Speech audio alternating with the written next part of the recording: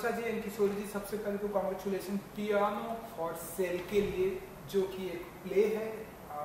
हमें बहुत दिनों के बाद प्ले दिखाई देने वाला है, जो कि हम कह सकते हैं कि इस तरह का प्ले अब मुंबई में खास करके हमें बहुत ही कम देखने को मिलता है। वो हम ढेरों सारी बातें करेंगे, लेकिन पियानो फॉर सेल इसके बारे में थोड़ा जानना चाहेंगे लोगों को, अगर आप कुछ बता सके इसके बारे में पियानो फॉर सेल। मुझे ऐसा लगता है कि बहुत सालों के बाद हम एक नाटक कर रहे हैं और वो भी साथ में, तो बड़ी खुशी हो रही है। ये प्ले पियानो फॉर सेल आप सबके सामने सादर करते हुए, प्रस्तुत करते हुए। पियानो फॉर सेल की स्टोरी मतलब क्या है, ये एक मतलब दो पात्रों का अभिनय है इसमें, और सिर्फ दो पात्र हैं इस नाटक में, और उनका क्या कहते हैं उसे, गुफ्तगू कहा जा सकता है। तो जो गुफ्तगू वो दो औरतें एक दूसरे के साथ करती हैं, उनको एक दूसरे के प्रति स्नेह नहीं है इतना, उनको एक कुछ शिकायत है एक दूसरे के मतलब उनको ऐसा लगता है, एक को ऐसा लगता है कि इसने कुछ मेरे लाइफ में इंटरफेरेंस किया है, दूसरी को भी वैसा ही लगता है। तो कुछ ना कुछ शिकायतें हैं उनकी, और बहुत सालों के बाद पियानो की वजह से वो साथ में आती हैं इत्तेफाक से। कुछ डिसाइड नहीं होता है, अचानक साथ में आती हैं, आमने सामने होती हैं, और फिर उनका जो कॉन्वर्सेशन है वही ये प्ले है। और ये दिलचस्प लगेगा लोगों को, ऐसा उसको दिलचस्प हम बनाएंगे, किशोरी और मेरी जोड़ी, ऐसा मेरा मानना है। और इसके लिए हमने काफ़ी मेहनत ली है। हमारे इस प्ले के जो निर्देशक हैं आशीष कुलकर्णी, जो कि खुद इस प्ले के राइटर हैं, मतलब जो ओरिजिनल राइटर हैं वो हैं मेहर पेस्तोन जी। ये एक अंग्रेज़ी नाटक था जिसका अनुवाद आशीष कुलकर्णी ने किया है, और उन्होंने ही इसका निर्देशन किया है। और इसके प्रोड्यूसर हैं चैतन्य आकोलकर। डिजिटल डिटॉक्स नाम की उनकी संस्था है, और इसके थ्रू ये नाटक आ रहा है। तो मुझे बड़ी खुशी होती है कि इसमें हो रही है कि ये नाटक मेरा किशोरी के साथ है, और किशोरी और मैं दोनों साथ मिलकर इसे प्रस्तुत कर रहे हैं। किशोरी जी, वो ऐसी कौन सी ऐसी बात है जो कि प्ले की मैं बात करना चाहूँगा कि आप उनसे नाराज़ हैं, या आप उनसे कुछ ऐसी होने वाला है? ये क्या है कि विभिन्न कैरेक्टर्स है ये इसी सोसाइटी की, और दोनों का जो स्वभाव है वो एक्चुअली वो सिचुएशन के हिसाब से चेंज होता जाता है।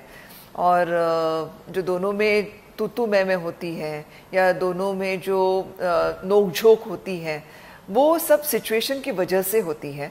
तो बेसिकली इनिशियली सहेलियाँ थी, लेकिन बाद में दुश्मन हो जाती है, फिर शायद सहेलियाँ होती है या दुश्मन ही रहती हैं।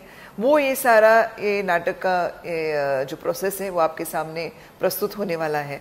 और मेरी और वर्षा की जो जोड़ी है, जो हमने कुछ बहुत सालों पहले एक साथ काम किया था फिल्मों में, और लोगों ने उससे पसंद भी किया था, तो उसके बाद आज हम नाटक के द्वारे आपके सामने वापस आ रहे हैं।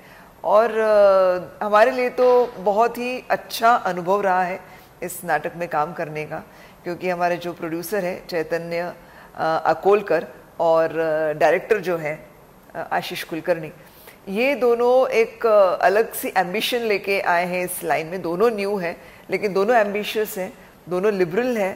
तो इसकी वजह से हम चारों मिलके ये प्ले कर रहे हैं, और हम दोनों की जो कैरेक्टर्स हैं वो इस एक महीने के रिहर्सल के दरमियान अलग से खिल गए हैं। और इसको हमें प्रस्तुत करते वक्त हमारा जो एक्सपीरियंस है इतने सालों का, वो उसके अंदर डाल के एक अच्छी सी केमिस्ट्री बना के हम वो पेश करने वाले हैं। वर्कशॉप कितना हो चुका है आप लोग का, कितनी तैयारियां हो चुकी हैं? क्योंकि अब 1 दिसंबर को आप लोग कर रहे हैं जी, 1 दिसंबर को पहला। तो वर्कशॉप एंड तैयारियां कितनी हो चुकी है आप लोग की? वो तो और कितना बाकी है? कितने नर्वस हैं आप लोग?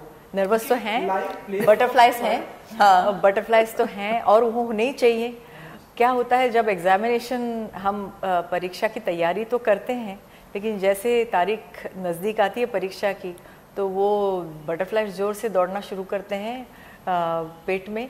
तो इसी तरह से ऐसा है, एक एंथुसियाज़म भी है लोगों के सामने इसको लाने का।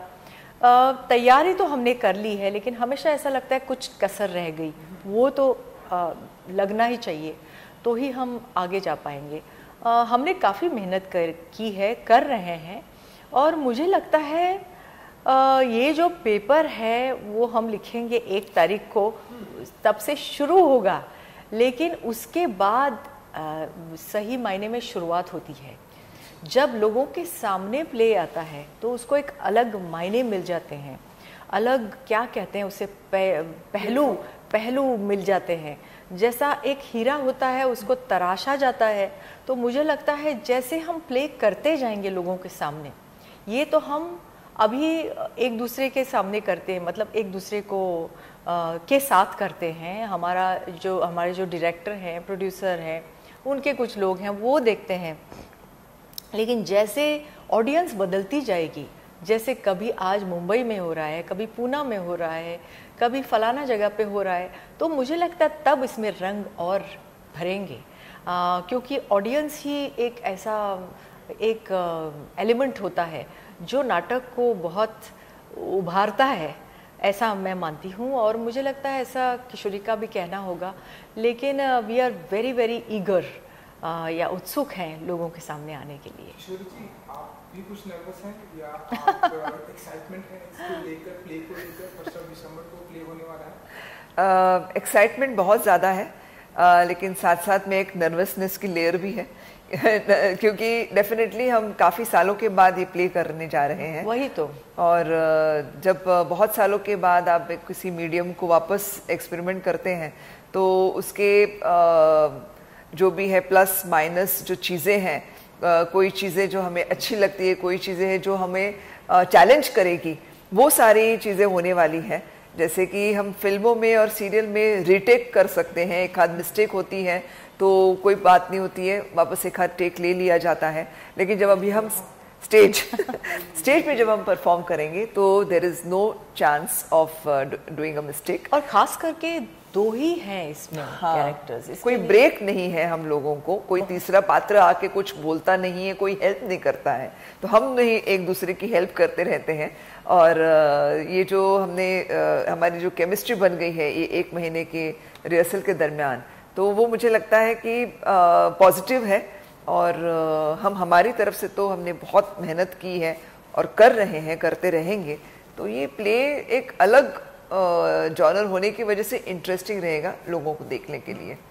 ओके, एक चीज़ ये कि प्रेजेंट टाइम में हम देख रहे हैं प्ले हमें बहुत ही कम देखने को मिलते हैं। जितनी फिल्में आ रही हैं, हर फ्राइडे को 1, 2, 3 फिल्में रिलीज हो रही है, लेकिन प्ले, जैसे कि आप लोग खुद बहुत टाइम के बाद प्ले कर रहे हैं, ये क्या रीजन है कि मतलब? नहीं, मुझे नहीं ऐसा लगता। मराठी में तो काफी सारे बहुत सारे हैं। इनफैक्ट हम लोग को थिएटर नहीं मिलते हैं थिएटर्स कम पड़ रहे हैं, ये आप कह सकते हैं। प्ले कम नहीं है। हिंदी का हो सकता है, हिंदी की बात हो सकती है, कम नहीं, आ रहे वो भी हिंदी इंग्लिश में बहुत सारे प्लेज आ गए हैं। और इनफैक्ट अभी तो और भी प्लेटफॉर्म्स आ गए हैं, स्टैंड अप कॉमेडीज आ गए हैं, कितने सारे प्लेटफॉर्म्स। और सिर्फ थिएटर पर निर्भर नहीं है कोई भी एक्ट, लॉन्जेस में भी होने लगे हैं, छोटे छोटे जो आउटलेट्स हैं वहाँ पर होने लगे हैं, ईटरीज पे होने लगे हैं। तो ये जो मेरे ख्याल से जो प्लेटफॉर्म्स उल्टा बढ़ गए हैं और शोज भी बहुत बढ़ गए हैं। मराठी नाटक जहाँ पर आप कहेंगे तो हम लोग को थिएटर कम पड़ रहे हैं, नाटक बहुत है। और हर नाटक जो भी हो रहा है वो बहुत अच्छे लेवल के हो रहे हैं, क्योंकि आज की तारीख मतलब इतने सारे एक्सपीरियंस के बाद, इतना इवॉल्विंग के बाद, आज जो लेवल ऑफ ड्रामा है, थिएटर है, वो बहुत ही उच्च हो गया है। और ये कंपटीशन हम लोग भी फेस करने वाले हैं। थिएटर अवेलेबल नहीं है, ये आप कह सकते हैं। एंड इसके अलावा क्योंकि आप लोग लंबे टाइम के बाद आ रहे हैं, तो हम अब आप लोग को फिल्मों में भी देखेंगे, एक साथ में फिल्में करते हुए, या एक साथ में फिल्में, इस तरह की फिल्मों में अपने जलवे दिखाते हुए एक साथ में? बस अगर ये हम तो चाहते हैं, क्योंकि ऐसा लगा कि किशोरी के साथ काम करके अभी इस मुकाम पर या करियर के इस मोड़ पर, कि ऐसा लगा कि हम जिम्मेदारी से अब एक्टिंग करते हैं, काफ़ी समझ के एक्टिंग करते हैं, उस कैरेक्टर का काफ़ी होमवर्क करके वो हम एक्टिंग करने लगे हैं। एक्चुअली हम लोग ये कैरेक्टर जीने लगे हैं, ऐसे मुझे लगता है। और है ना? वो जो process of creating that character has happened, क्योंकि वो प्रोसेस ही ऐसा होता, वो प्रक्रिया ही ऐसी होती है नाटक की कि आप धीरे धीरे धीरे धीरे उसमें वो समा जाता है, आप उसके और पहलू ढूंढते जाते और वो आप बन जाते हो। और बिल्कुल ये हमारी ख्वाहिश है कि हम साथ में काम करें, हमें एक ऐसा सीरियल मिले या फिल्म मिले जिसमें कि हमारे बड़ी सशक्त भूमिका हो, दोनों की भूमिकाएं बड़ी सशक्त हों और जो हमें सूट करे, जैसा कि इस नाटक में हमें सूट किया है ये किरदार। तो ऐसे हमें अगर किरदार मिलेंगे तो क्यों नहीं। मेरी तो ये प्रार्थना है कि बहुत जल्द इसके बाद हमें ऐसे स्क्रिप्ट मिले जो हम कर सकें। जी, आई विश कि इसके बाद आप लोगों को बहुत ही बड़ी फिल्में साथ में करने का मौका मिलेगा। एंड इसके अलावा एक दूसरे के साथ में आप लोग प्ले कर रहे हैं, रिहर्सल करते हैं, लंबे टाइम से आप एक दूसरे को जानते, एक दूसरे की ऐसी कौन सी बातें हैं, वो ऐसा कौन सा प्लस पॉइंट है जो आप लोग को बहुत ही पसंद आता है भाई, प्ले के दौरान, फिल्मों के दौरान, ऐसे नेचुरल लाइफ में? मुझे जो किशोरी के बारे में अच्छा लगता है वो उसका क्या कहते हैं, she is full of life और हमेशा कुछ सीखने की चाह, बढ़ने की चाह, डेवलप करने की, खुद को डेवलप करने की चाह, ये जो उसकी बात है वो मुझे भाती है। और अपना क्या कहते हैं पीआर को लेकर बड़ा ही जागरूक है वो। कैसे, मतलब वो खुद एक प्रोड्यूसर है, तो सबको एक साथ ले चलने का जो उसमें क्या हुनर है, कि एक डिप्लोमेसी, एक अच्छा मतलब क्या कहते हैं उसे, किसी के साथ जब काम करते हैं तो वो अकेली नहीं रहती है, सब में सोशल है वो बहुत। तो उसका मुझे लगता है किसी भी पार्टी में वो अकेली नहीं रह सकती, वो खुद होके लोगों से जाके मिलेगी, उसके साथ वार्तालाप करेगी। तो ये जो उसका जो पहलू है उसके स्वभाव का मुझे अच्छा लगता है। She is full of life, she is enthusiastic, कभी भी ऐसा डल नहीं लगती है वो। तो मुझे लगता है ये इसीलिए वो लोगों को अच्छी लगती है। उसके फ्रेंड सर्कल में वो पॉपुलर है, उसका फ्रेंड सर्कल भी है, बड़ा है। तो मैं इतनी सोशल नहीं हूँ। और फिर वो सेवी भी है, मतलब क्या कहते हैं उसे, आज सब जो कुछ चीज़ें मैं उससे सीखी हूँ, जैसे टेक्नोलॉजी में सेवी है वो, काफ़ी अच्छा, मतलब अरे ये नहीं है तो गूगल पे जाएगी, फिर ट्रैफिक कहाँ ज़्यादा है वो देखेगी, वहाँ से गाड़ी ना लेते हुए दूसरी जगह जाएगी। तो ये जो उसमें जो बातें हैं मुझे बहुत अच्छी लगती हैं।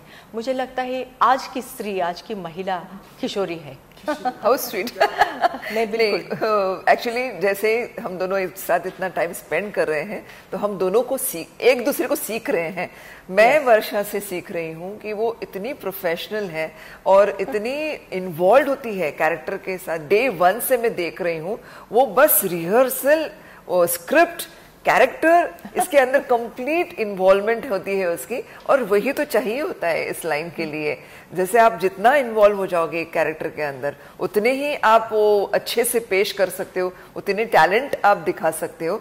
तो वर्षा की मुझे ये क्वालिटी इतनी पसंद आई कि मैं डे 1 में सोच रही थी अभी तक करना है, नहीं करना है, कैसे करना है, ये सारी चीजें मेरे दिमाग में जब चल रही है तो ये ऑलरेडी उसके अंदर थी, ऑलरेडी इसमें डूब चुकी थी स्क्रिप्ट के अंदर।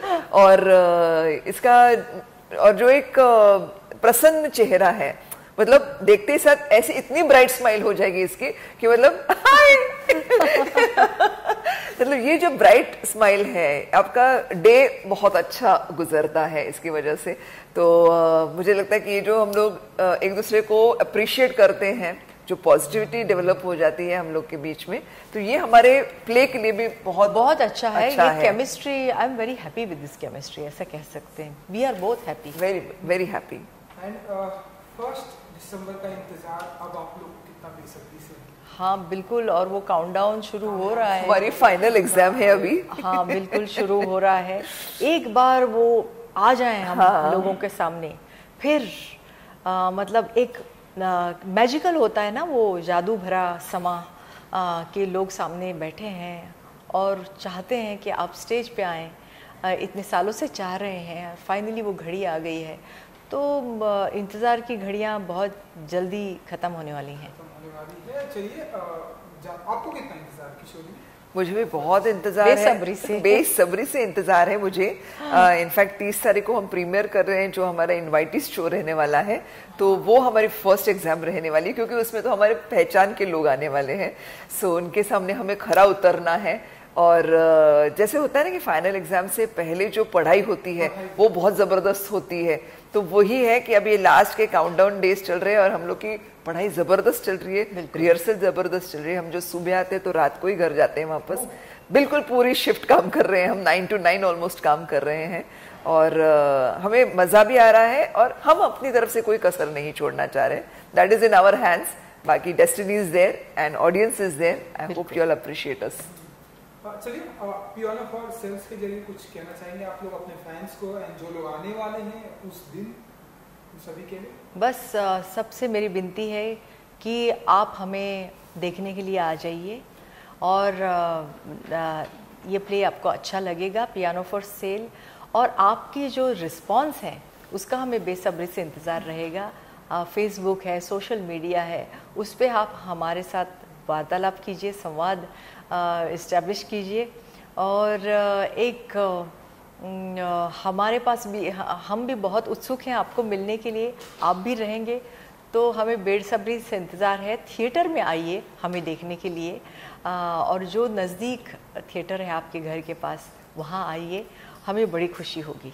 मैं भी वही विनती करूँगी। 1 दिसंबर से इसके शोज़ चालू हो रहे हैं पूरे महाराष्ट्र में, और पहला ही हमारा शो शिवाजी मंदिर में है, जो कि एक बेस है थिएटर का सारे कलाकारों के लिए। बहुत सारे कलाकार वहाँ से अपने नाम कमा के बहुत बड़े हो चुके हैं। तो actually it's a lucky place बिल्कुल फॉर थिएटर पीपल। तो डेफिनेटली हम प्रे करेंगे कि वो हमारे लिए भी लकी हो।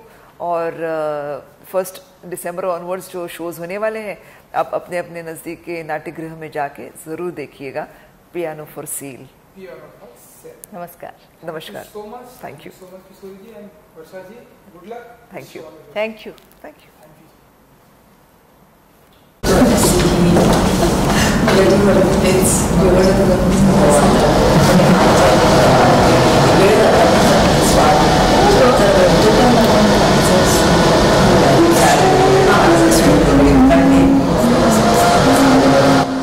मॅम इकडे टर्न हो ना. हा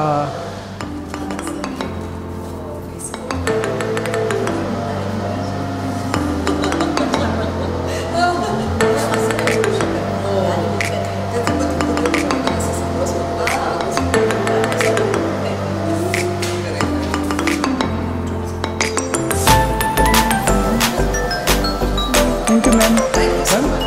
थैंक यू जी. Thank you.